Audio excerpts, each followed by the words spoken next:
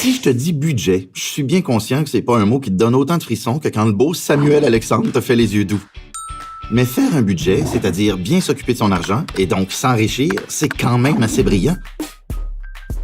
Par exemple, si tu caresses le rêve de conduire, cheveux dans le vent, une Vespa bleue poudre, ou de déménager en haut de chez ma tante Claudette, ou même de partir étudier loin, loin, loin de la maison, te faire un budget va t'aider à le réaliser, sans trop te priver. OK, commençons par le commencement.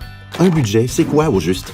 Un budget, c'est tout simplement ce que tu gagnes moins ce que tu dépenses. Tu peux faire ça sur Excel, sur une feuille lignée, sur ton sel, tu sais le truc que t'as toujours au bout de la main, ou bien, comme moi, sur une bonne vieille napkin.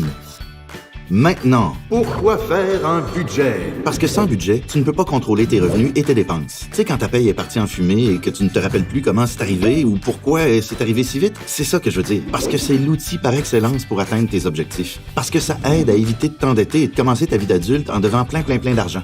Si t'as un plan, tu sais où tu t'en vas. Et si tu sais où tu t'en vas, t'es moins stressé. Donc, tranquillité d'esprit. Tu sais combien tu aimes te sentir après avoir couru un marathon? Quoi? T'as jamais couru de marathon? Bon, imagine que tu viens de finir un marathon. Tu te sentirais fier, hein?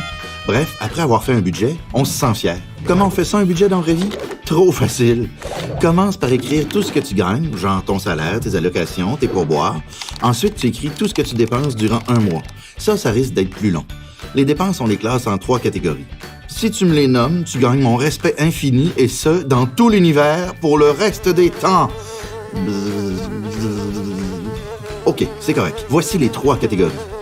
Les dépenses fixes. Le mot le dit, ça veut dire les dépenses qui reviennent toujours mois après mois, comme ton loyer ou ton paiement mensuel au gym du coin.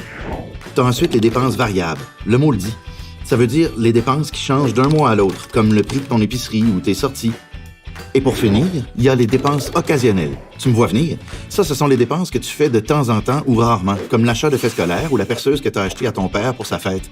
On s'entend que ça va être rare comme dépense. L'idée, c'est que tes dépenses ne dépassent pas tes revenus. Je sais, ça a l'air évident, et pourtant, c'est pas si facile que ça à faire. C'est pour ça qu'on l'écrit sur notre napkin, ça nous aide à mieux voir la réalité. Ensuite, tu cherches où tu peux couper, genre ce dont tu as vraiment besoin versus ce qui est superflu, pour pouvoir mettre ce petit surplus de côté chaque mois et éviter de t'endetter, ou bien tu peux trouver comment gagner plus de cash.